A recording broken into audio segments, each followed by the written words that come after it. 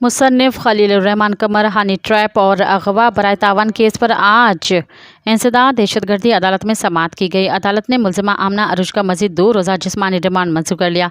इंसदाद दहशतगर्दी अदालत में मुलज़िमा आमना अरूज को जिस्मानी रिमांड मुकम्मल होने पर आज अदालत में पेश किया गया।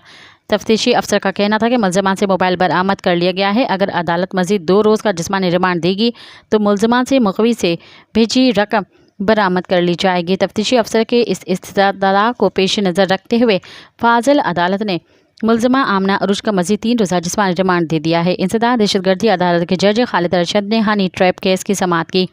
अदालत ने मुलज़िमा से इस्तफसार किया कि क्या छीनी गई रकम आपके पास है, जिसके जवाब में खातिन मुलज़िमा का कहना था कि रकम हसन शाह ज़ीशान ने ली है, एक के पास हो सकती है। खलीलुर्रहमान कमर के वकील मुदस्सर चौधरी एडवोकेट ने फाजिल अदालत से इस्तदा की कि मुलज़िमा आमना अरूज का दीगर मुलज़मान से करीबी ताल्लुक़ है।